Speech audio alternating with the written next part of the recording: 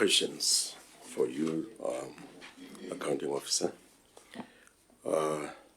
You talked about voter apathy and the turnout of 45%. Does the IEC have educational outreach programs in engaging potential voters? And also, may you give statistics of the number of eligible youth to vote? How many did register? And how many voted? Especially this, the last elections, but if you could also touch and compare with the previous one. But if you don't have the ones for the previous one, that'll be fine. But I think you definitely have the ones for just the previous elections. Thank you. Yeah, go ahead and answer, County Officer. Thank you very much, sir. I appreciate the question, Honorable Chair. And the first one relating to voter apathy, whether or not the Independent Electoral Commission has voter education programs in place. The answer is in the affirmative, sir. We have those engagements with the voters, trying to encourage them to go and cast their votes or to participate in all our electoral processes. But let me just chip in there, if you allow me, Chairman. Chairman, I think I did miss one. Yeah, go ahead. Okay. It's the answer is in the affirmative, but IEC. You don't go to radio. You don't have work. You don't conduct workshops. Seriously. Pele in area la go le na kwa ditlhopho tota le wena o bo fila gore gona kwa ditlhopho le pina ele ya ditlhopho di tsile e ne go pela mo di radio kgapetsa. But I'm 100% sure of what I'm talking about, Kauri. I'm an ardent listener of radio generally. This year, last year, maybe you can give examples of the outreach activities that you did. Thank you.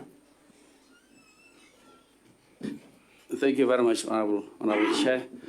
There are so many, well, in preparation for the 2024 general elections, we came up with what you call a stakeholder engagement plan. And in that plan, we had a whole gamut of activities that were undertaken throughout the country. One, we addressed all councils in Botswana as part of our outreach program. We also addressed various quota meetings in different constituencies. I think even the chair is my witness. I came to his constituency to address 2 quota meetings in that constituency. We also had focused discussions with specific electoral stakeholders such as the youth, women, people with disabilities. We were almost always on BTV to address Botswana from that platform.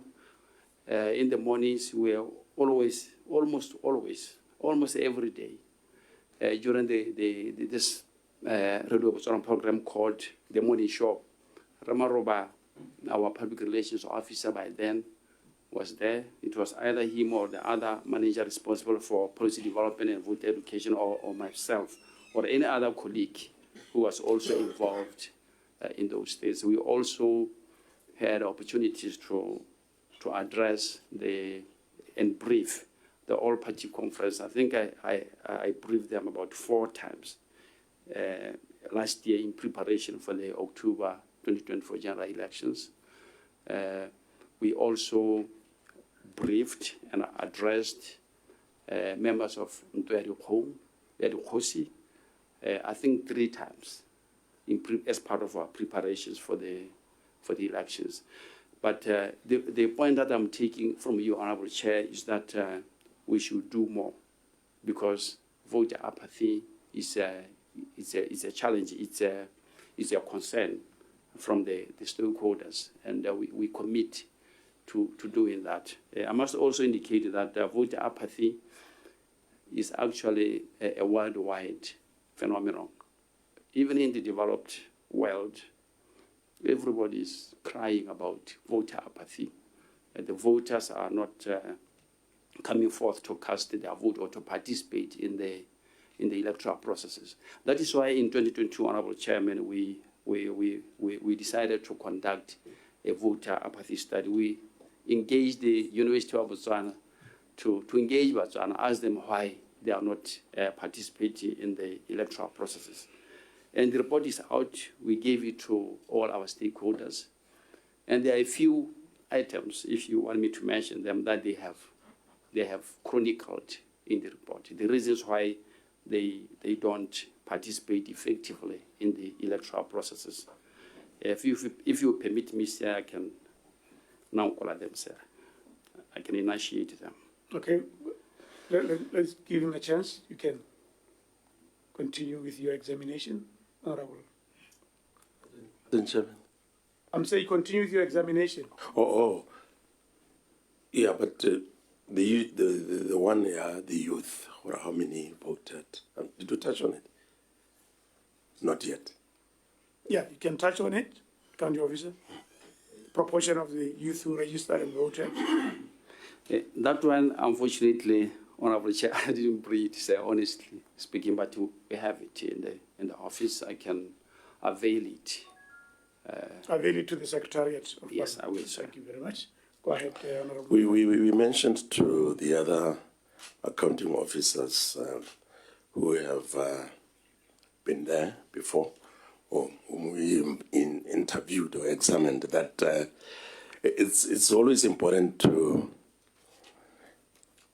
come with relevant information that you expect to be asked. Really, it's very, very, you bring it, but I'm just warning her. I expect it to be in our mind. But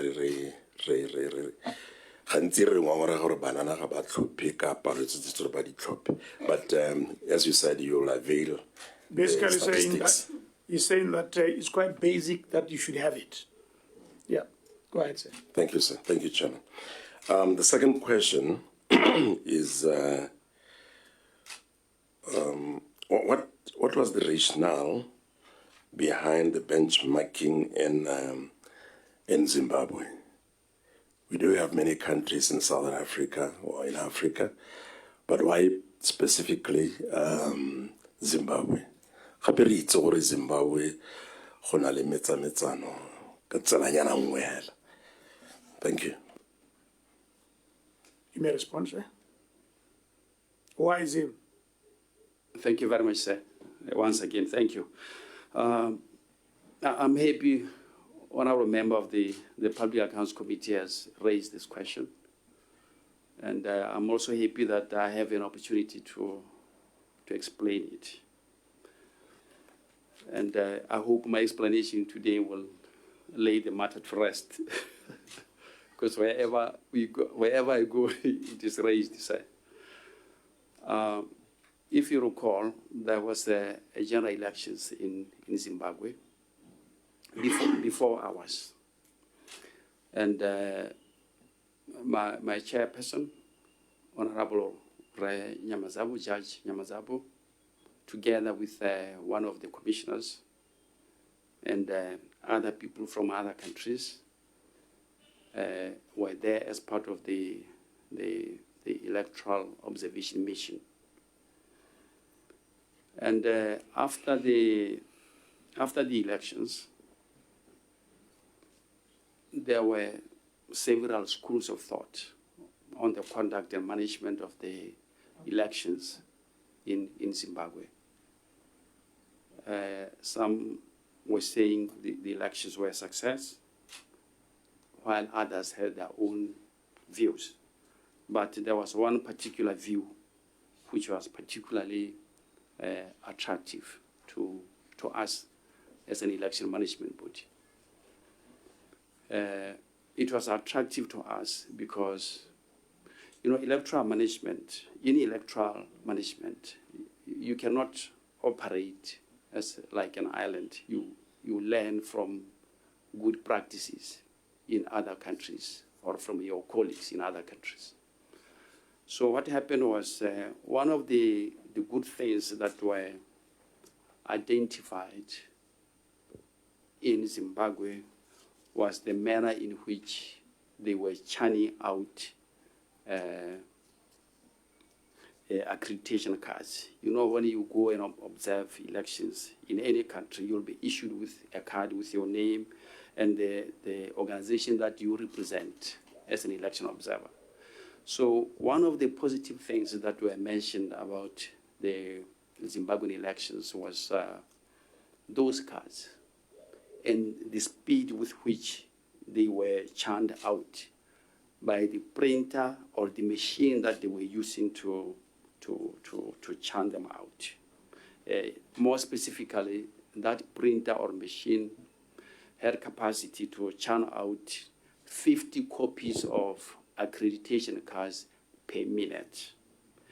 And by that time in Botswana, our system for accrediting election observers was 100% manual based.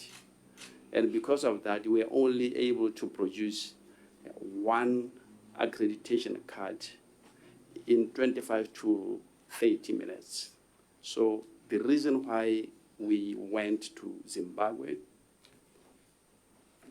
the reason why we went there to benchmark was to have a look at that printer, that machine. We had a look at it, and when we came back, we procured it, we procured a similar machine or printer locally. And that's why we were able to process everybody who came to Botswana for the purpose of election observation last year within a very, very short time. We were also able to churn out 50 accreditation cards per minute, which was a major convenience to our stakeholders, especially those who came all the way from their respective countries to observe elections in the Republic of Botswana. So it was a positive thing. Of course, before going to Zimbabwe, we had been to the Republic of South Africa. We had been to Namibia. We had been to Kenya. We had been to India. We had been to Malawi. And still on a benchmarking mission. But we realized that what they had, that particular thing which you went there for in Zimbabwe, was the best in the region. That's why we went there to have a look at it. I'm not talking about electoral management or any other aspect of electoral management. I'm specifically talking about a printer or a machine that was used to churn out those 50 accreditation cards per minute. Thank you, sir. Okay. Honorable Monageng. Yes, before I get to my third question, let me just mention na ga ke utlwe thata ga ke utlwe sentle but ke tla e heta mme ga ke utlwe sentle gore the whole chairman of IEC and the name of a judge and all that, with due respect, would go to Zimbabwe to have a benchmark ka gore printer a e teng. Ga ke utlwe mme chairman ke tla e feta mme la go latela go bona gore printer a e printang quickly before go benchmarkiwa. Could you respond to that one, County Officer? Thank you very much. I think I should be understood clearly, sir. I do not say my chairman, Honorable Judge Nyamazabu, went to Zimbabwe to benchmark. I was saying that he went to Zimbabwe during the elections in the company of other election observation mission.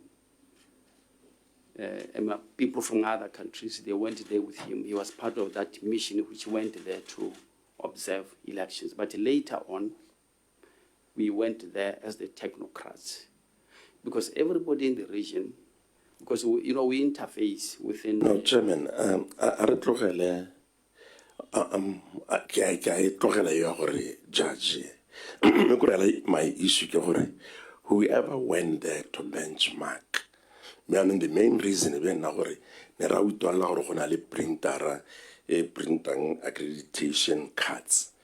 I don't think that's enough, but just a quick one. But then medical that's a morito post says 2024. Nearly talk at legal. Thank you, sir. I don't have the exact number, because they were determined by the number of election observers, both local and international election observers. Are you talking about them in thousands? Hundreds. In hundreds? There were many. Okay. Yeah, but in the past, like I said, Honorable Chairperson, election observers will spend a long time in the queue, each one of them waiting for a card that will take about 25 to 30 minutes to generate just one card. And like I'm saying, the system that they use for accreditation in Zimbabwe was considered the best in the SADC region. That's why we went there to have a look at what they were using. Thank you very much. I think you respond. Can you? Yeah, okay, that's fine. Last one, if I may ask you. Yeah, I said 4. I'm on the 3rd one. It's allowed to ask only 3. We have other colleagues. Okay, no problem.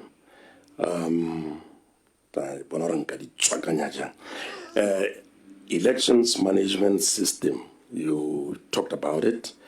And then you said the first one had a problem. You have installed a new one, if I heard you correctly. What were the costs of the previous one, and what are the costs of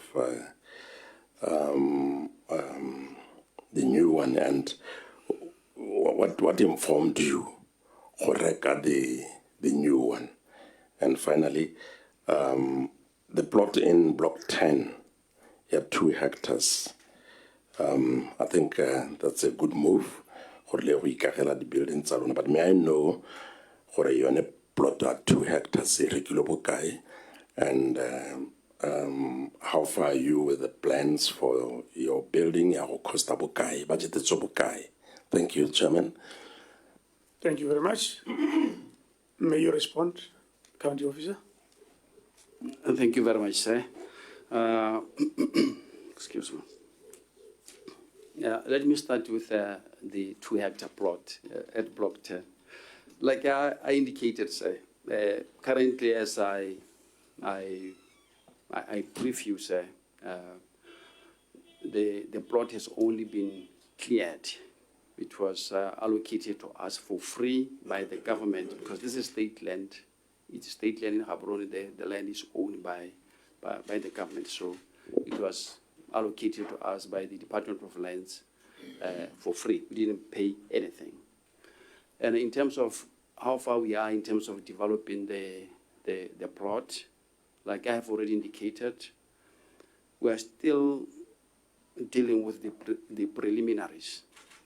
In particular, one, we are working on the waste management plan. In fact, we are done with that one, the waste management plan. It has to be generated and approved before any developments are undertaken in the plot. Number 2, we are just about to complete the project concept note. It's a thick technical report that we produce, indicating the type of project that will be constructing there, or the budget that will be constructing there, the financial implications, how it is going to be developed, and all those things. And that document will be submitted to the PPP unit of the Ministry of Finance by Friday next week. So that is the situation as far as we are now. What informed us to come up with a new election management system?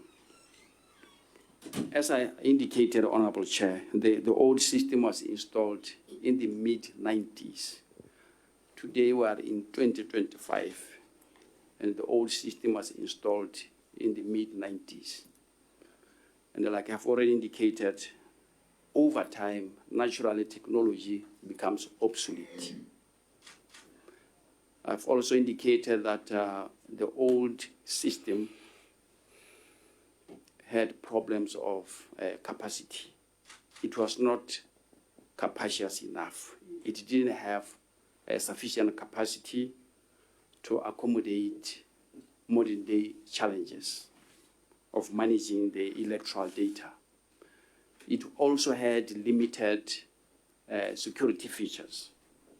And you can imagine in the modern times when you are managing elections, you are managing electoral data, and you are using a system that doesn't have sufficient security features, that can actually turn out to be a serious problem in electoral management. And in terms of the costs, like I said, we are not yet done. We are still continuing with the system. We are doing the quality assurance right now, or testing, and at the same time migrating the data from the old system into this You mean you don't system. have a budget for it? The budget is there, so it's around.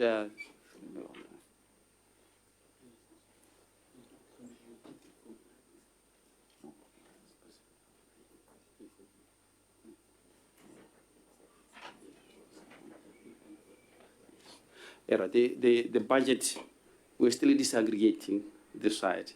It's around 3.5 million, specifically for the EMS.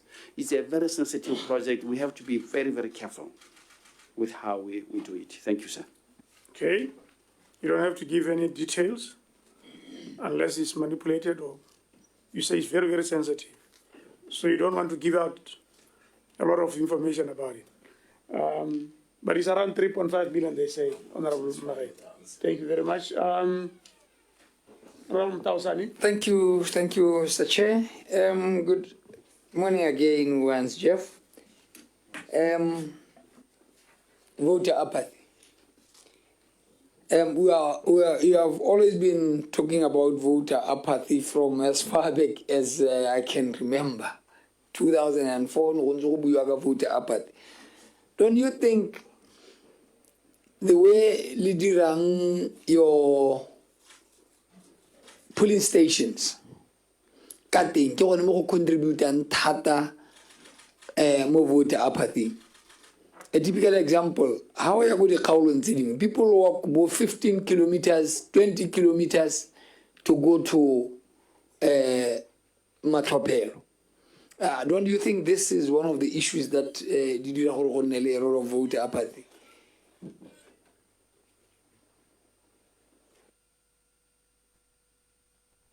Thank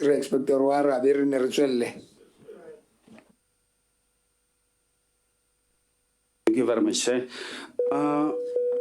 Like I indicated, sir, in 2022, we conducted a voter apathy study because we are also concerned as an election management board about this voter apathy.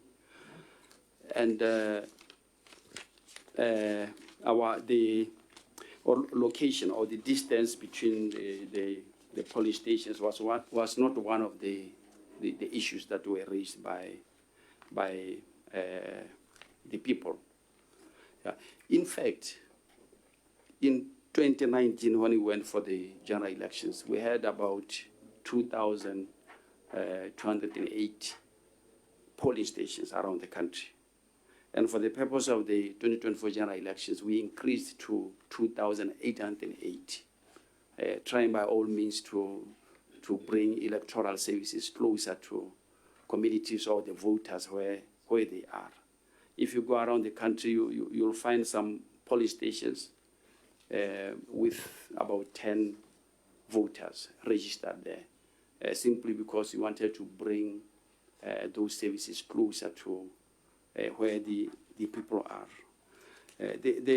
Just to give an example of maybe 2 or 3 reasons that have been advanced by the voters themselves why they don't turn up in large numbers to vote.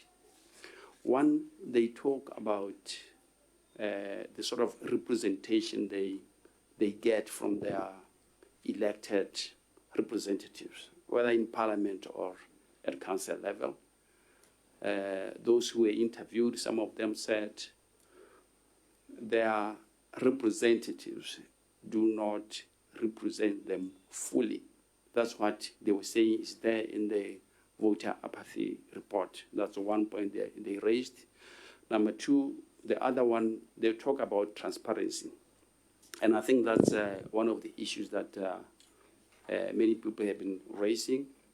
Transparency, in the manner in which the commission is appointed, the secretary is appointed, the constitution is instructive on how those appointments are done.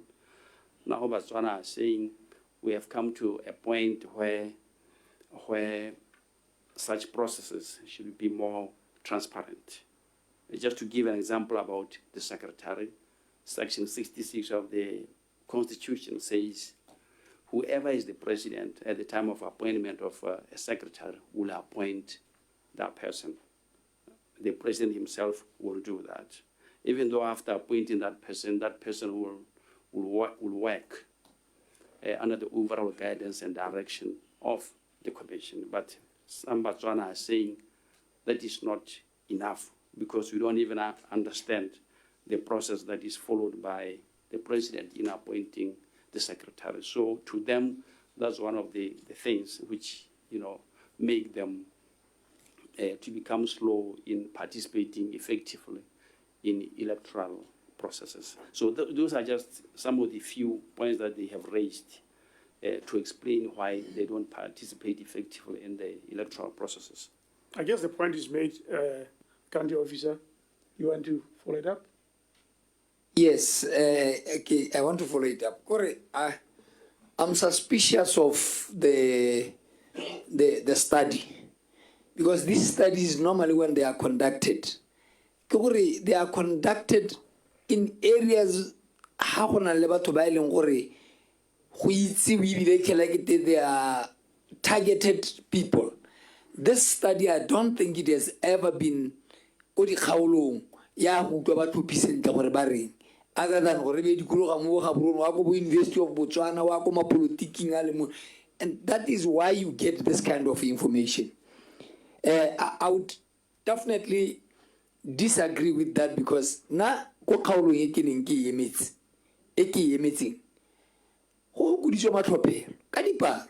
and like I'm giving examples of distances of about 15 kilometers. Those areas, if you go every time you'll find more than 90 people, 100 people. And how the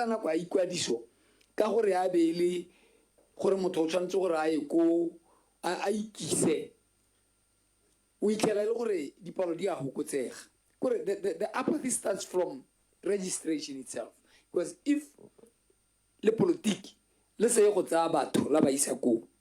then they can't easily access Matwaper. So that to me, that's one of the issues that needs to be addressed seriously if we want to reduce the voter apathy situation. I don't know why it is difficult for IEC house and a ward, inally over 3,000 people. And you expect these 3,000 people who 5.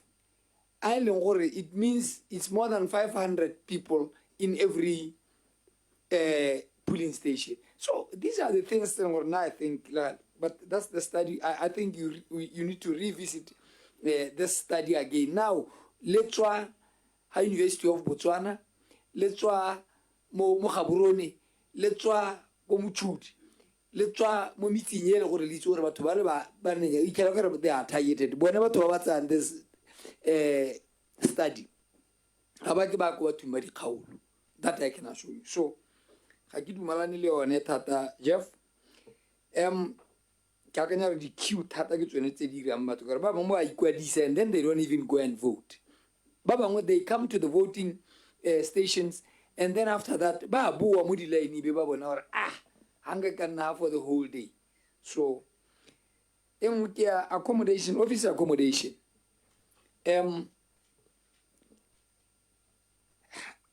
I don't know, but I realize that IEC mo di officing tsa bone tse di mo di kgaolong o tla ikela le bodiredi bo seo gongwe bo lebega bo le teng ka nako ye go seng active yaka nako ya ditlhopho. Don't you think le tshwanetse gore ha go tla nako ya ditlhopho le oketse staff sa lona at least on temporary basis ba ba leng ko di kgaolong, because ke lemoga gore go na le tshokolo e ntsi thata ha o lebella o kare I'm presenting you me. I want you to look at it. I want you, honorable member. Yes, sir. Yes, sir. Okay, Because I want to really give him the kanye ka highland thing. It's a lang so that they can improve on that. How lebella kgaolo e tshwana le mo Goditshane is dealing with 5 huge constituencies, so populated. You take Mogoditshane alone, how ka kwa tlhakanya le Thamaga le Gabane Mangkhodi le bo Metsi Motlhane. Just Mogoditshane alone. So what do you think about go oketsa bodiredi gono kana go kgaoganya di office tsena ka tota mo go ka thusang gore di kgaogane o nne le nngwe ko Thamaga o nne le nngwe mo Mogoditshane? How about that one? Can you please respond, county officer? The honorable member has also cast aspersions on the credibility of the University of Botswana apathy study. Please respond to that as well. Thank you very much, sir. Let me start with the last one regarding office accommodations.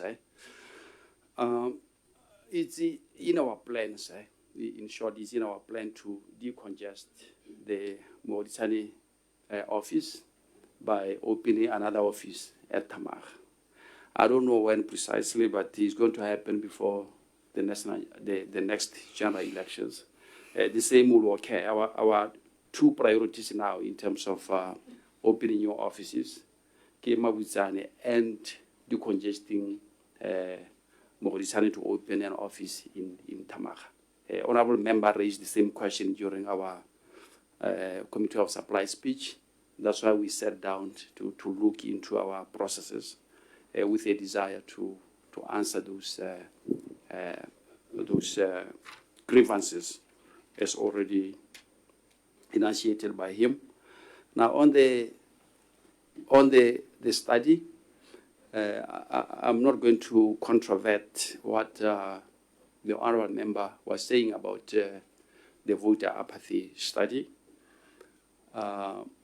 Indeed, the researchers who were undertaking the study invoked all relevant and important research methodologies to come up with the report. But as an election management body, we are always concerned with improving our processes. And the point that he raised, advising that maybe we look at the issue of police stations, is something that we have noted. We'll look into it and where possible, redress accordingly. Thank you, sir. Thank you very much. You have the last one, Honorable Mtausani. Well, the due regard should be given to what you advised just before we started. Here, okay. Remember. Me gone mo bodiredi mbo kore mo bodiredi mbo na le bone hela wa IEC dire mo ga gore gona le bangwe nna le tsogo batsa ba le ko retirement. Don't you think ne le tshwanna ke gore ka be le dirisitse bana ba le na le bone mo di-office, because some of them are capable. I don't want to mention names, but ke feel gore go ngwe ikela o kare le tlogela batho ba na le bone ba ba le more effective ba la go tsa ba ba godile mmebile e nna bone ba supervisor e be go nna dingalo tsa gore ano ba tsipa yaka o ka solo ya ke le dira jalo. Ke le dira jalo, county officer. Thank you very much, Honorable Chair. You see, the matter that the Honorable Member of Parliament is referring to was actually an ad hoc arrangement that was meant to address the challenges that we had in terms of managing and preparing for the 2024 general elections. Those people are gone, and the young ones whom he's referring to will soon assume the positions that Honorable Member is referring to. In electoral management, there's a need for experience. That's why we record some of our colleagues from their retirement to assist us for only 12 months, and thereafter they went home to enjoy their retirement. Thank you. Okay, during registration, bana ba bantsi ba ne ba tletse mo mekgwatheng, and then you decided go tsaya matitšhara na bone bang go kwadisa dithopo babereki ba puso ya le bang go berekisa dithopo. Why was that thing important to you? Go na le bana ba e leng gore ba ga ba bereki ba ntse ba tla ba kwadisi dithopo ba kile ba di kwadisa hela ba qualified in terms of at least academic qualifications ha ka ke ra re go tsane ba ka na le mathata le dikgang tsa go registera batho le go tlhophisa tota. Thank you very much, Honorable Chair, for the question. You see, electoral management is a very sensitive area. You recall, Honorable Chair, that when I was given the executive summary, I indicated that is the mandate or the function we use to usher in structures of government. So we should exercise the highest level of circumspection in all these processes, from registration of voters to the day of the poll. Yes, we appreciate the need to take care of our young people who are not working, who are unemployed, but at the same time, we should look at the sensitivity of the process involved. We need a bit of experience. Yes, we want to benefit from both banana, the energy that they have, the commitment that they have, the education that they have, but at the same time, they need to be put side by side with their senior colleagues, so to speak, who are already in a formalized work environment where there is a system of rules and regulations governing the conduct of those officers on an everyday basis in their respective offices, whether at council or at the school or at the central government department. So we feel strongly that rather than reducing electoral management to employment creation of the young people, we should be sensitive to the sensitivity and the security and safety required of electoral processes. So we understand what the honorable member of the PAC is saying, but at the same time, the security aspects, the accountability that is supposed to be there, compel us to put the young people side by side with where they are more experienced. Thank you, sir. Thank you very much. Can I ask one? I think you have made your case. Now let me ask this one, Elia Buhelo. Ke lemogile gore mo tsamaisong ya rona e ga ke tsora a molao ka ha o buang ka in terms of demarcation. Ha go lebega gore some constituencies the word is that thing the quotas they don't commensurate with the vastness of the area. Is it not possible that a car within the first half of the normally 10 years period, you do demarcate after 10 years after the population census is done. But here in this case, how we can seemo sa kgaolo ga sa nna sentle. Are you not, amenable to bringing this forward to was demarcating those, redemarcating the words in a constituency? Does the law allow you or not? That should be that was the last one. Yeah. Please respond. Thank you very much, Honorable Chair. I think we need to be extra careful when it comes to political boundaries. I think that is why the law has been crafted in such a way that all these political boundaries can only be revisited after 10 years following both the National Census and the Delimitation Commission. If the political boundaries were to be amended as and when somebody raises a query against what has been done, it may become a problem.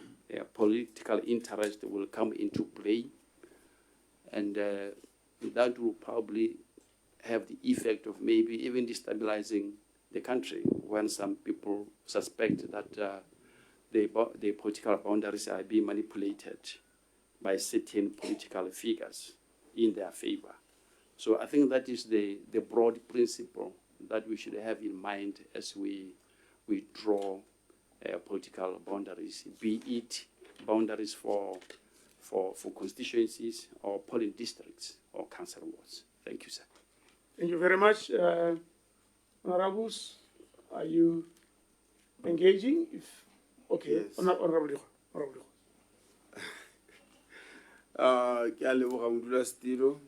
Accounting officer, in your executive summary, you want to run elections saying they are free, fair, and credible. But from long, there's been a concern from the opposition, including the electorates.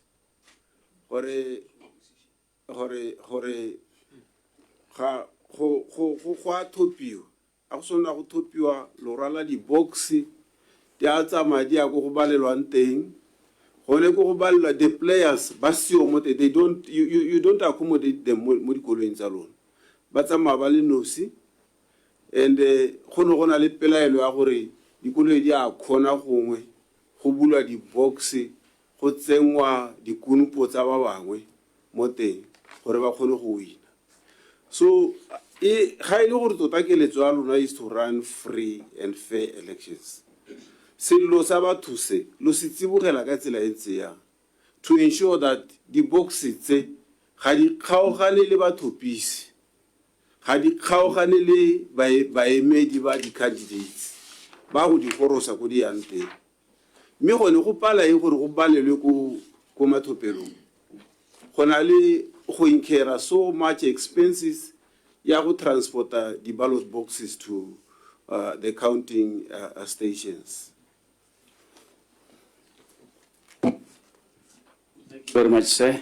I understand the question. It is true that in terms of the law currently, in terms of the Electoral Act now, we have what is called a county center or a constituency headquarters with respect to where constituency votes are counted. Then we have the polling district headquarters where polling district or council ward votes are counted. And for a long time, some stakeholders have been saying that for the sake of transparency and strengthening the credibility of the electoral process, we should count at the polling station. And that is one of the recommendations that has always been carried forward from different reports or in different reports arising every time after a general elections. Even last week, we had a 1.5 days engagement at Tokweng, where all our stakeholders, close to 200, they came there to review or assess or to give us feedback on the conduct and management of the 2024 general elections. And one of their recommendations is that maybe we should start considering counting at the polling stations. Well, as an election management body, we are not averse to that. It's just an issue of amending the law as it is. If the stakeholders, especially political parties, at the all-party conference or wherever they engage each other, agree that indeed it is time to amend the Electoral Act to make a provision for counting at the polling stations. I mean, certainly, as an election management board, we will abide by that new provision. But there are implications, and that is the only thing we can do. We can provide the implications to the lawmakers so that they decide on the matter, knowing the implications. In other countries, Honorable Chairman, this counting at the polling stations is made possible by the fact that they don't have many polling stations. The honorable member of the PAC was complaining about the distance between people's residences and their polling station. He was talking about 15 to 20 kilometers. There are some countries where they count at the polling station and they don't care about those distances. They will just set up a polling station knowing that there will be several people who are going to register there. But in our case, like I've already indicated, we have instances where a polling station will have 10 or even less. We have one with 4 registered voters because we brought that service closer to them. They stay at the farms, and we brought that service closer to them. Now, if we say we are going to count at the polling station, this is what we mean, or this is the implication. One, what it means is that we'll be converting a polling station into a counting center. So in the evening, when we start counting, it means the requirements that we need at the counting center, like increase the number of security personnel, police officers whom we engage, it means the number has got to increase. At the same time, some of our police stations, especially when you go out there deep in the rural areas, where we are trying to attract voters to go and register and vote in large numbers, they are just open space police stations. And that may have the effect of complicating the issue of security. The other point is that when you count at a police station, for example, with 10 registered voters or even 4, what it means is that those voters, they belong to a particular family. Now, what it means is that after counting, their voting pattern, how they voted, will become a matter of common knowledge to everybody. In some countries, they will even go to the extent of saying, this is not just a family, but they belong to a particular tribe. And in those countries, in some instances, it has led to post-electoral hatred, post-electoral violence against certain tribes or certain families because of the manner in which they voted. Because the results will be published there, the results for the 4 voters or the 10 voters who were registered in that constituency or in that polling station. But all in all, what I'm saying, Honorable Chairperson of the PAC and Honorable members of the PAC, is that if the law is changed, what will be left with us is implementation of the decision, and we will do that because that will be the law. Currently, it is not the law. The law requires us to transport boxes to a county center. Thank you. Thank you very much. Have you ever recommended to change your law? When only accounting officer, in your view, Why do you think the then ruling party did not complain about taking the boxes from the why do you think they didn't complain?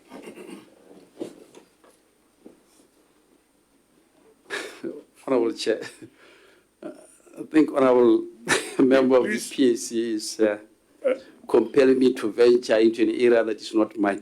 Please respond, County Officer. Thank you, sir. The best way you can. The best way I can. Thank you. Yes. Yes. I want to know the thinking in the minds or even hearts of different political players in the field of electoral management. My job, say, as already chronicled to you, is to manage electoral processes using the law as it is or as it obtains in the country. And that's what we did even in 2024, applying the law as it is. So if it is changed to make provision for counting at the polling station, that will become the law and will comply accordingly without any slightest tinge of hesitation. May I chip in? Thank you, sir. Chairman. Thank you. Hey, just hold on. Just hold on. Can you go ahead? Huh? Go ahead. Maybe he wanted. I'm going to another topic issue. Mr. Monitor, you remember. But anyway, I'll give you this chance. Please. Because kana kira hongwe ansara ha etswa chairman o sa ikgotswahala le. Go ahead with your question, please. Thank you, sir. Thank you, Chairman. Na ke go utlwe accounting officer. Kana potso nere. Ko ro a lemoga your office ya lemoga gore tota go tsaya di ballot papers ke sone di siwa lehelo le lengwe. It's cumbersome gore leng and wa accept gore tota ano na ke tsa gore how o kametse that process o bo bona esa siama. The question was, have you ever mentioned ko bogoging gore process it's cumbersome na recommend gore e change that I think that's the question. It always independent. Go ahead, Accounting Officer. Thank you very much once again, sir. Earlier on, I indicated that last week you were reviewing the 2024 general elections, and currently we are working on the report. We are expecting the first draft to be out today. After completion of the report and printing, we will be distributing it to different stakeholders, including government. So all the recommendations will be there. They are divided into two. There are those pertaining to legal reforms. There are those pertaining to administrative reforms. Those that are administrative will be attended to immediately by the commission because they are within our control. They relate to our everyday way of doing things or running the commission. But as to legal reforms, those ones, we pass them on to the ministry or the minister concerned for processing. Usually the minister will go to the all-party conference, and at the all-party conference, they will discuss these proposed legal reforms. Sometimes they will agree on some of them, and others they don't agree. And those that they don't agree on will never find their way to Parliament for those legal reforms to be done. But in short, yes, in the form of those reports, we, even with our position as an ENB articulated, we pass them on to the Ministry for processing.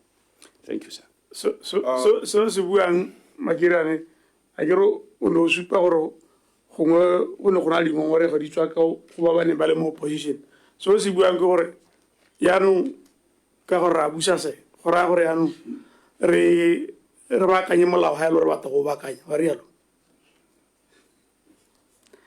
ga e le gore thata re ka hetala ko pele right o supile mo reporting ya gago mo gore ka 2019 there were 24 petitions. Ke potsa gore what lessons have you learned from this now that ditopo tse no di rana tse tsa 2024 go ne go sena di-petition ke se maswe se ne se diragala ka 2019 se e leng gore during ka 2024 elections ne se ne se seo se gongwe o ka re o wa se share le rona.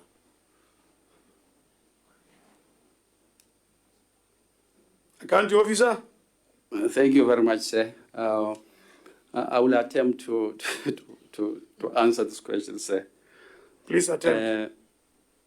I think I can ably focus on what we did in preparation for the 2024 general elections.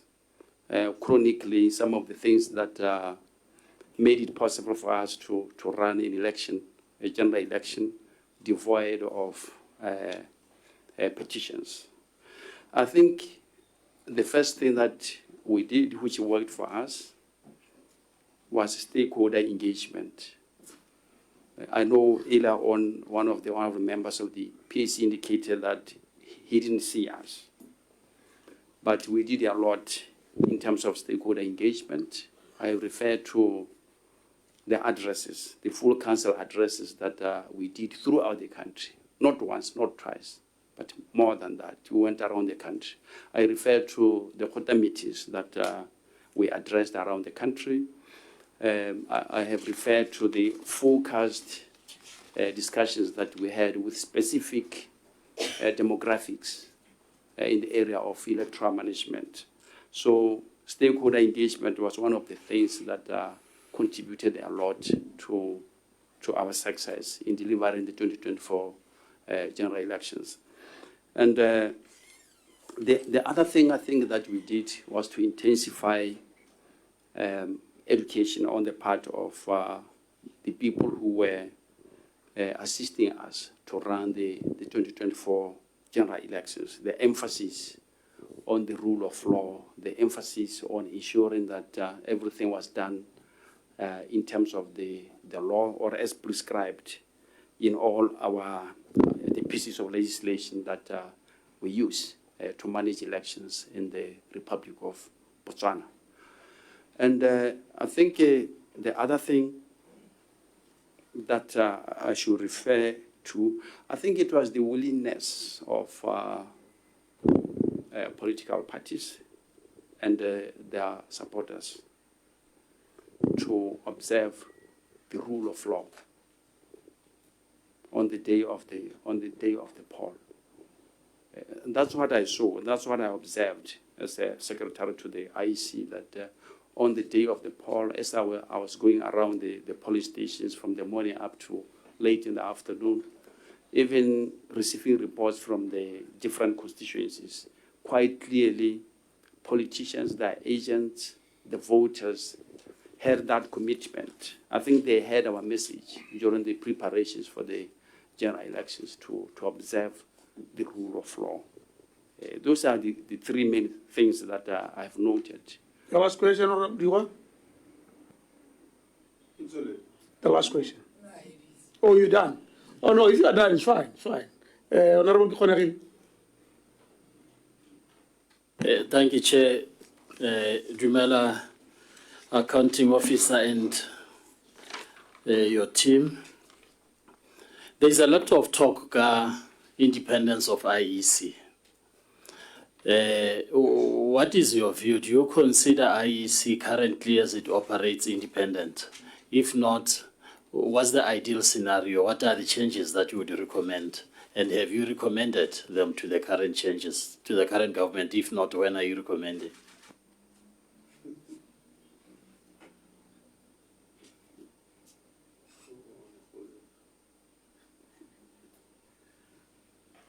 Accounting Officer? Thank you very much, Honorable Chairperson of the Public Accounts Committee, and the honorable member of the PAC who just raised the question regarding the independence of the IEC. You know, Honorable Chair, there are so many schools of thought on this matter. Yes, there is a school of thought which says the IEC is not independent, and they cite the manner in which the secretary is appointed, the manner in which the IEC itself, the commissioners, are appointed, source of funding being from the government of the day, you know, so many things. The day of the elections being pronounced by the president, who is, of course, the leader of a party that is also a contestant in the electoral space. So those are some of the examples of the things that people use to say the IEC is not independent. Yes, from that perspective, sir, we can say there is a lot that need to be done to operationalize this or the functioning of the Independent Electoral Commission as a fully autonomous constitutional entity as provided for in the Constitution. Because if you look at the Constitution, the IEC is a highly constitutional entity. It is supposed to self-regulate. That is what the Constitution says. It has to self-regulate. And I think that is a big statement in the Constitution. Now, as to what I think will be an ideal situation, this is not a position of the Independent Electoral Commission.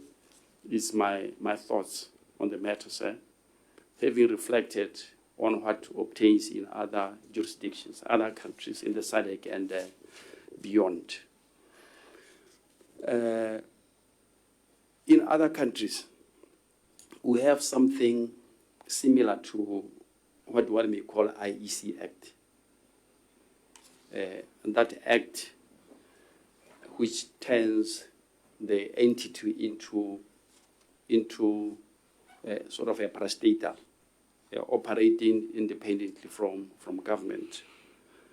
And like I said, my thought on it, because I've been asked to express my views on it, yes. I think, Honorable Chair, you know, when it comes to the Independent Electoral Commission, one has to exercise a lot of caution. The IEC should not be turned into just one of the parastatals as they exist today. We know them, even by name. It's very important that the election management body is not turned into a simple parastatal. In my view, it should remain a highly constitutional entity, operating more like a fourth arm of government. It has to be like that. We may not call it a fourth arm of government, but it has to operate more like a fourth arm of government, completely independent from other structures of government, but at the same time not turned into a simple parastatal or just another parastatal. That is very, very important. At the same time, it's very important to look at what is called constitutive documents, the laws, the legal framework governing the management of elections in Botswana. Look at the appointment of the secretary, make it more transparent. Like some people have already said, maybe give a role to a parliamentary select committee in terms of the appointment of the secretary. Maybe the same dispensation could be extended, like other people are saying, to the appointment of the commissioners themselves. Somehow come up with a more transparent process of the appointment of these authorities. Thank you, Jeff. Thank you, sir. Would you agree with me if I would say the issues that you have raised are issues that have been raised in the past? especially as recommendations from every elections national stakeholders evaluation workshop or meeting in the past. They have been passed to government. You did evaluation last 2 weeks. The same issues would be coming up. You will be passing them to government. When you pass to government, what kind of format are you passing them to government to say, these are the recommendation from national stakeholders, we fully endorse them as IEC, or you tend to pick some of them and some you don't endorse?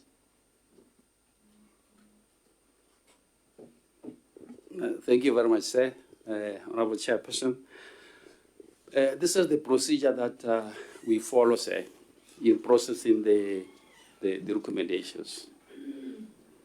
After completion of the report, with all those recommendations, we take the report to the Commission, formally seated in their ordinary meeting. They will go through each one of the recommendations and have their own comments, and thereafter pass them to government for processing. For example, let me just give this example. Regarding the one that was mentioned by honorable member, previously honorable member of the PAC county at the police stations. What we will do is we'll look at this recommendation and provide all the pros and cons against this particular recommendation. Take it to government. Government will look at all those things and others that maybe we may have failed to provide there, and then decide accordingly. That is the procedure we follow, sir. Thank you. The advance poll, 2024. Just a quick one to buttress the point. In the past PACs, it emerged that the IEC was working on giving recommendations to government on an IEC Act that you talked about today, right? Are there any efforts currently that you know of that seeks to produce the IEC Act that shall then define the independence of the IEC politically, legally, administratively, and operationally? Are there any efforts? Is there some draft document lying somewhere that talks about the IEC Act that you have referred to? Thank you very much, sir. Actually, we have submitted the draft that you are referring to the new Minister for State President. He has it in his possession. It's in his table.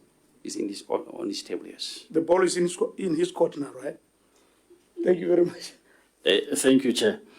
The advance poll 2024, it was such a mess.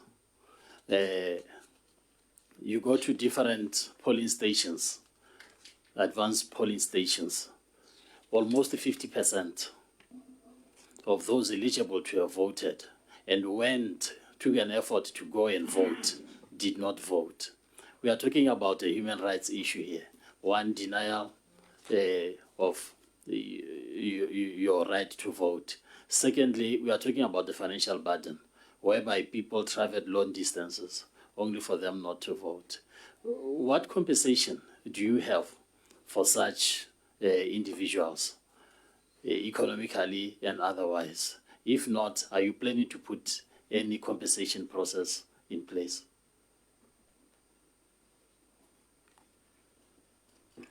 Thank you very much, Steph, for the question. Mr. Chairman, we don't have any plans for compensating anybody for any encumbrances or any costs that they incurred as they travel to their respective places to cast their votes, whether during advance poll in 2024 or during the general elections on the 30th of October 2024. But like I indicated... Sorry, not to cast their vote, but for being denied to cast a vote.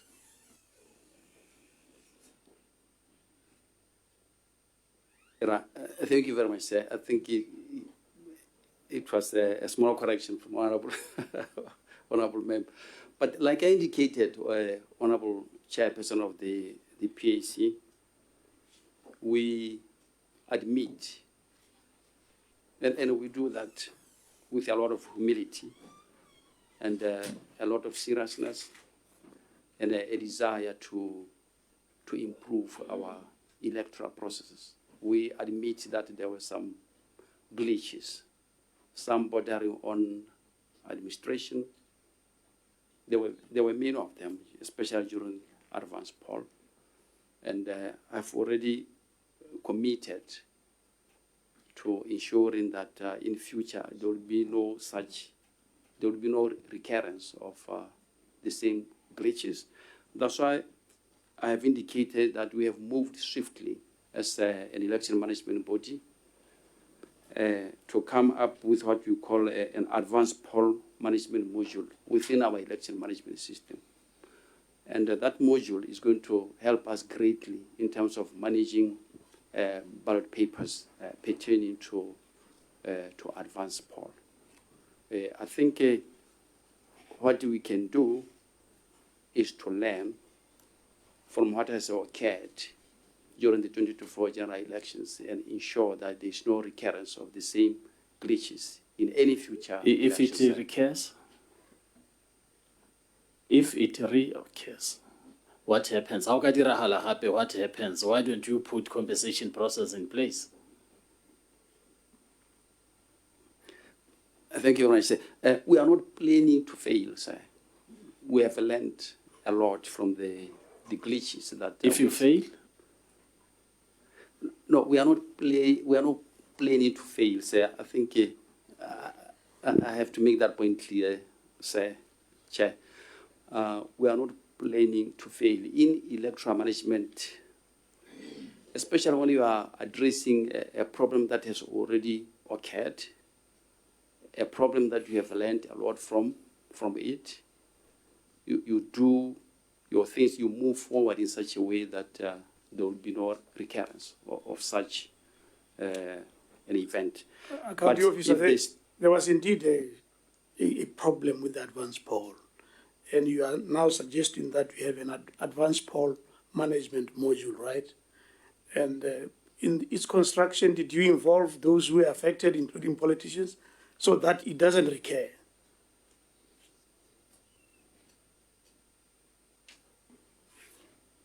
Thank you very much, sir. No, we didn't involve, it's part of the system where we cannot involve politicians in constructing the election management system. It's a system that is used by the election management body to manage electoral processes, to manage the electoral data and other things. So we cannot open it up to anybody or any outsider. Even access to this system within the IEC is limited to certain persons. This one is a module. It's not like you're talking about the big system there, the 3.5 million. It's a module for ensuring that the same advanced poll chaos doesn't happen. You said it's a module within the system. It's not isolated from the system, sir. It's a module within the system. So you are assuring us that that chaos will never recur again? Never. You are recorded? Yes. Thank you. Go ahead, sir. And you are under oath. Yes,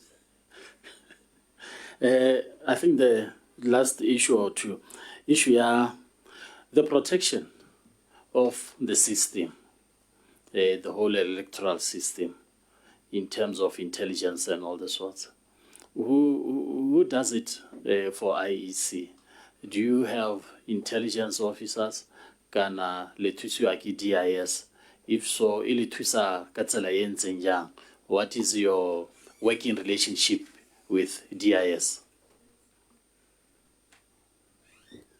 Thank you very much, sir, for the question, Chair. Within our election management body, we have persons, experts, whom we call systems administrators. We have experts whom we call systems security personnel. We have experts whom we call systems auditors. That is the personnel that takes care of all matters pertaining to our election management system. Like I have already indicated, nobody has access to our system. Even in the election management body, it's not everybody with access to the system except for few and specified personnel. The DIS, for the record, they have no access to our system. They have no access to our processes. We don't interface with them with respect to our election management system. It's a very sensitive area, like I've already indicated. That is where elections are. If something goes wrong within that system, we can actually plunge the country into a constitutional crisis. Was that the case with the old system and now the case with the new system? Thank you, sir. Actually, I'm talking about the election management system in generic terms, trying to emphasize the sensitivity of the system and the fact that... My question, supplementing is that what we are saying now applied to the old system as well, that there was no space for any unauthorized person to go into your system. Is that the case? Thank you very much, sir. Nobody, or in particular the DIS, because the Honorable Member has referred to the DIS, they have never had access to our system up to now. Sorry. Are you okay? I'm on the same question. I'll be making a follow-up on it. Okay, we can make a follow-up. The DIS Director General was here, is it Monday or last week? He said categorically that they provide security for IEC. And you are saying you don't have a working relationship with DIS. Who's telling the truth here? What kind of security do they provide for you? Thank you. Thank you very much, sir. Actually, Chair, Honorable Chair, the Honorable Member of the PAC was talking about DIS security with respect to the election management body. No, the election management system. Yes. And I stated categorically, for that matter, that nobody has access to the election management system except few and specified officers within the election management body. So in short, I was categorically stating that the DIS has no access to our election management system because it's the most security high area within our electoral processes. It's the most sensitive area where access is denied except for very few and selected officers. I didn't listen to the Director General of DIS when he appeared before yourself, sir. But if indeed he said they provide security to the IEC, maybe he means in other areas, not the election management system, because we have our own experts that take care of that. We have systems. Are there any other areas that they provide security to IEC? No, sir, we don't have them at IEC. Sorry, Chairman. Chairman. Thank you very much. I would want to give this chance to Honorable Polaholo, please. Okay. In view of time. Thank you very much, Mr. Chair. Just a parting shot. If it so happens that we retrieve information to the effect that he may have indicated that, we'll come back to you. That's fine. Dumela re siamisa. Era. I think my colleagues have exhausted most of the questions that you needed to set the record straight on. But here's my interest in your organization. You do have a mission, a vision, and goals. And in my own terms, the operative word or core words in your mission is innovative manner of conducting elections. Please take note of that. When it comes to your vision, the operative word in my understanding is credibility, credible elections. And in your goals, you have transparency. So I'm going to ask you to quickly just deal with those operative words. When you say you want, or when you speak of innovative ways to promote citizen participation, what sort of ideas are you thinking of? Because I guess the IEC is going to be around for as long as Botswana exists. So this hasn't changed. I guess maybe it came from the time IEC was set up. And what are those innovative ways that you have in place? Thank you very much, sir, for the question. I appreciate it greatly. The three operative ways that are embedded in our values, our mission, our vision. Innovative ways of managing and conducting elections. What sort of ideas do we have around that area? Most importantly to us is the use of technology. On the part of the Election Management Board, we prefer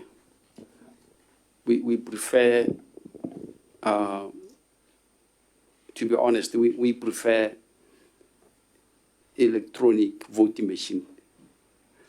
But we can't go there because our stakeholders are saying no. Political parties are saying no, we can't go into that area.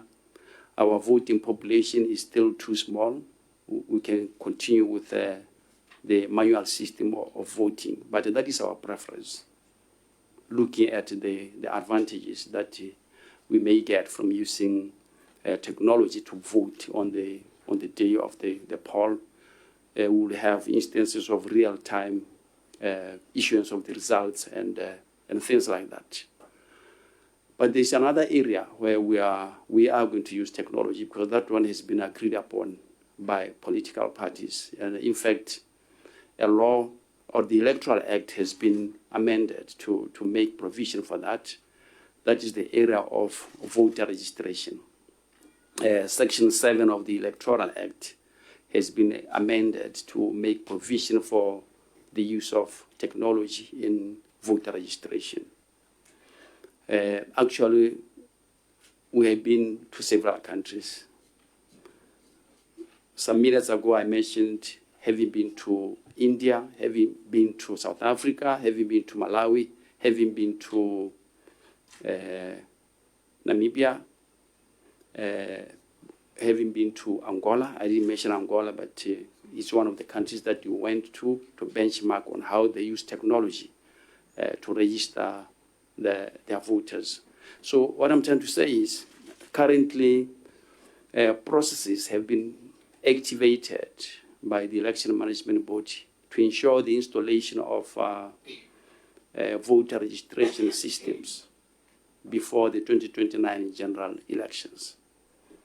We are doing everything that we are supposed to do to ensure that we come up with that innovative way of registering voters through the use of technology. So that is an area where political parties have an agreement. They have even amended the Electoral Act. So we'll be going ahead. We'll be proceeding with the installation of the the electronic voter registration systems. We are also thinking, Honorable Chairperson, in terms of electronic submission of voting colors and symbols.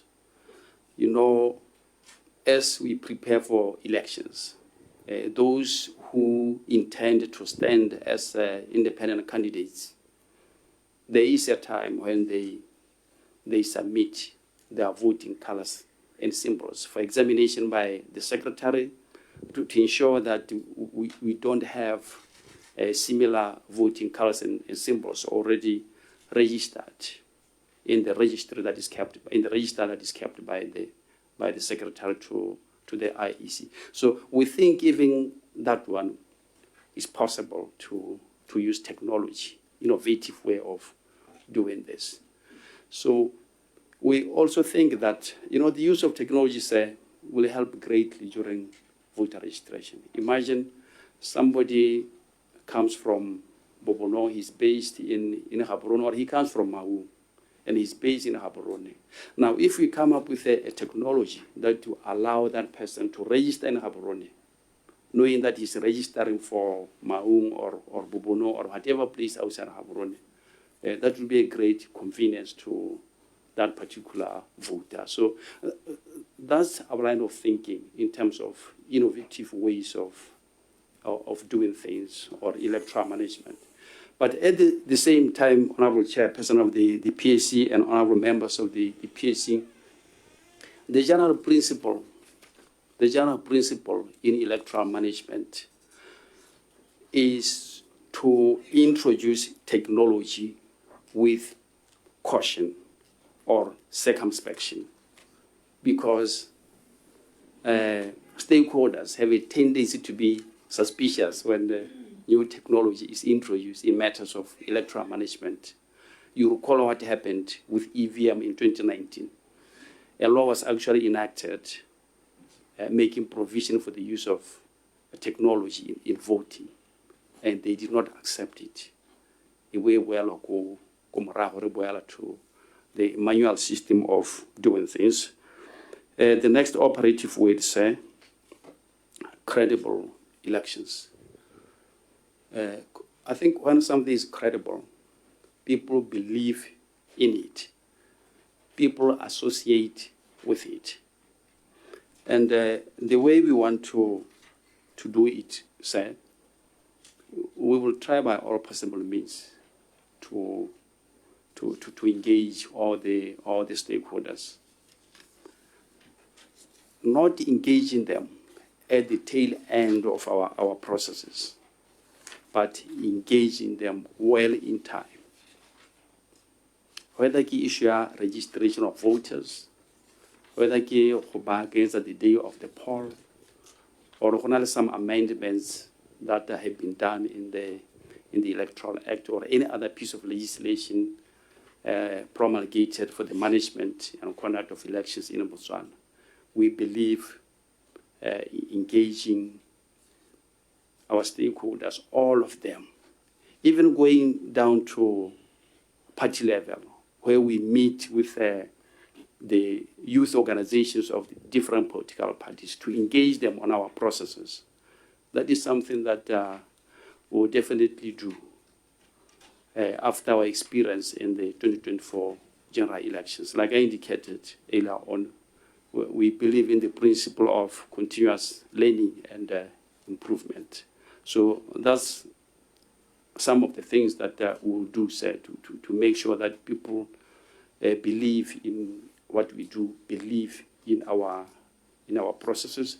We'll also not only preach the rule of law, we will not only preach the use of the law as it is in our electoral processes, but we will do it. Every process will be facilitated, will be managed in terms of the law as it provides for that process. And the last operative word is transparency or transparency, not hiding anything. Yeah, everything done Thank For the you. sake of time, that is where we will continue, the transparency part. You went to Zimbabwe, right, to benchmark on the registration machine. Was this after the SADC mission, election observer mission report was issued out? Elections in Zimbabwe, August 2023. The report came out in September 2023. When did you undergo the trip to benchmark in Zimbabwe?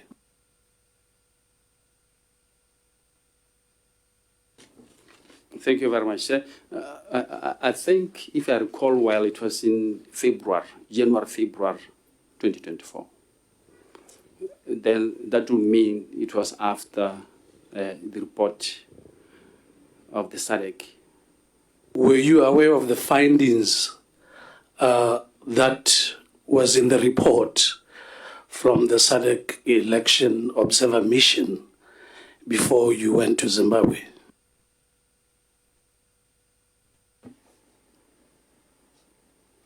Actually, we were aware of two reports, sir.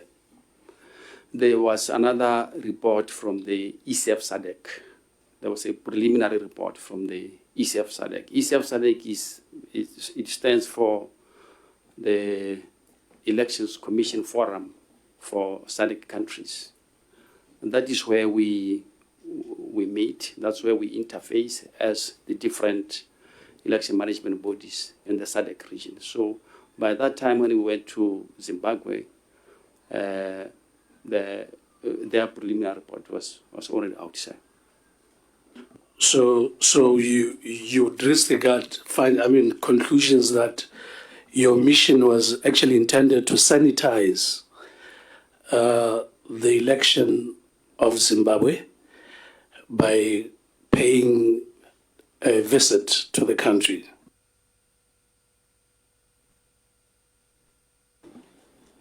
Because you said you are transparent, and in terms of the report I'm referring to, transparency has indicators, or perhaps let's deal with your indicators of transparency. When you say something is transparent, what sort of indicators are you looking at to determine the transparency of an election?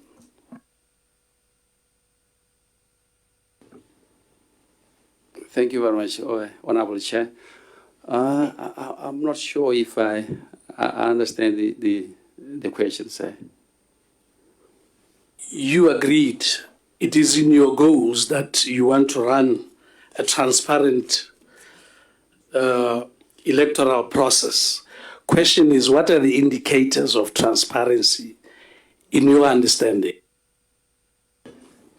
Study those of the SADC Electoral Observer Mission. Thank you very much, sir. I think because this is asked in the context of our visit to ZAC. That is my understanding of the question. And like I indicated, Honorable Chair, we didn't go to Zimbabwe to learn transparency or learn any other thing. We went there for one single thing, which worked for us. Their way of accrediting both local and international election observers. That is the one little thing that took us to Zimbabwe. That one little thing, how many officials from IEC were sent to embark on that one little thing? There were two, sir. There were two officers at what level in the hierarchy of the IEC? I'm not sure if the honorable member is familiar with the salary scales, because that one may be easier. One of them was at D1, he was the chief public relations officer, and the other one was at E2, the manager responsible for policy development and voter education, sir. Still on transparency, who procures and who advises on the machine or the system to use? Who procures on your behalf? Is it the IEC or there's a third party involved? Thank you very much, sir. We activate procurement processes as the Independent Electoral Commission. But for a long time, after activating all these procurement processes, we will submit to the buyer, who is currently located at Ministry for State President. But that is going to change because we have been given a position of buyer or oversight office for all matters of procurement. And before the end of June this year, we will be having our own oversight office, our own buyer, and all matters regarding procurement within the election management body will be handled by the IEC, not submitted to Minister for State President for processing. Thank you, sir. You stated that you are currently installing a new system and conducting the quality assurance testing. Are you in a position to share with us who is involved in the testing exercise?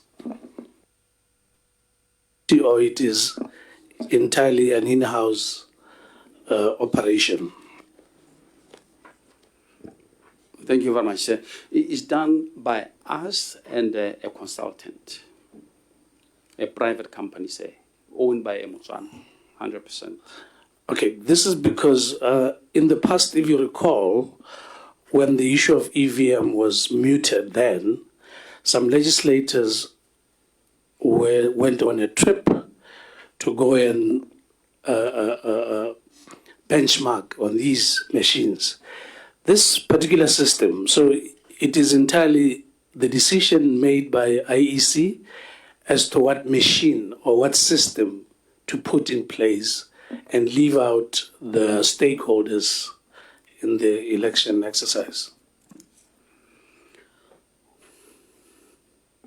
Thank you very much, sir. Yes, it's done by the IEC itself. Okay, lastly, your target was to have this migration completed by end of June 2025. How far is the process currently at this point in time? Thank you very much, sir. We are continuing with the process of migration. And as we transfer some of the data from some constituencies, we will encounter some technological glitches here and there, and they are attending to that. But we are still continuing with the migration. And our target, like you have already indicated, Honorable Member of the PAC, is to ensure that we complete the migration by end of June. If it goes beyond that because of some glitches, it will still be fine with us because, like I already indicated, it's a sensitive area. It has got to be done properly. Last one. Last year in the build-up to elections, you went on radio to, I don't know if it was a threat or what, where you were saying to the nation that whoever owes IEC, whoever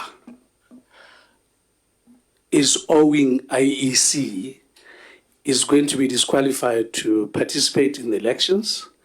Question is, were there any individuals who were owing money to IEC? And if ever they participated, did they all pay? Or there were those who participated and still owe the IEC? Thank you very much.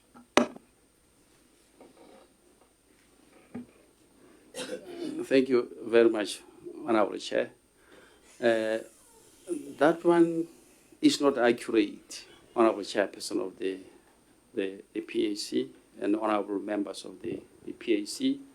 I remember when I was briefing the all-party conference, I informed them that we have a list of persons who by then owed the IEC for the cases that arose, or the petitions that arose from the 2019 elections.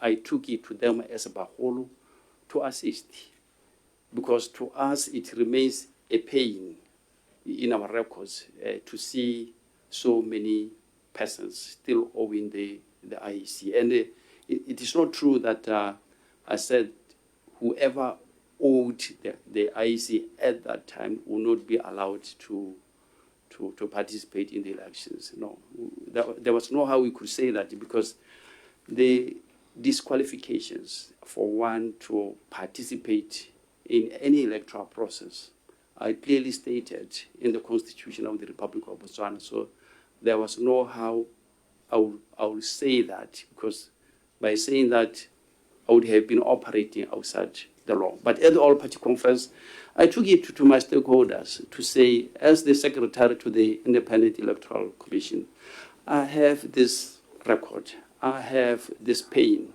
I have these issues that I'm chasing, and I'm humbly requesting you as Baholo Bami to assist me to get the matters closed, because those matters were actually court decisions. And in terms of the principle of the rule of law, the court instructions or court orders are meant to be implemented unless somebody petitioned to a higher court, not agreeing with the sentence and the same court finding in their favor.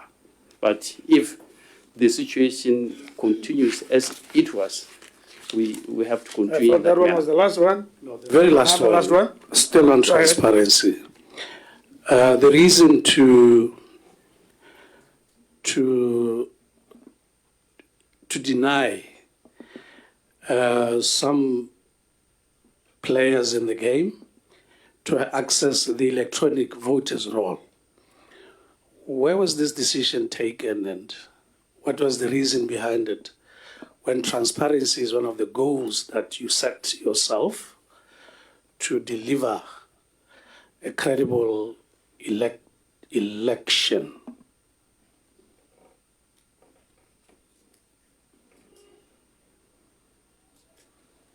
And by the way, you are going, one of the innovative ways that you want to go to is going digital from what you submitted earlier. So what was the reason for not availing the electronic voters' roll? Thank you very much, Honorable Chair. And I'm going to talk to that from two perspectives. One is with respect to Section 16, subsection 3 of the Electoral Act. That section is instructive. It's very, very clear.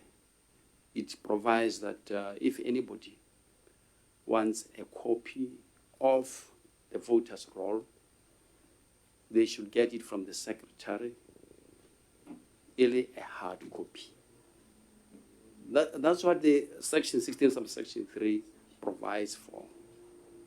I know that there's evidence to the effect that in 2019 we provided our stakeholders with an electronic version of the electoral, of the voters' roll, and we are saying that was not in accordance with the law.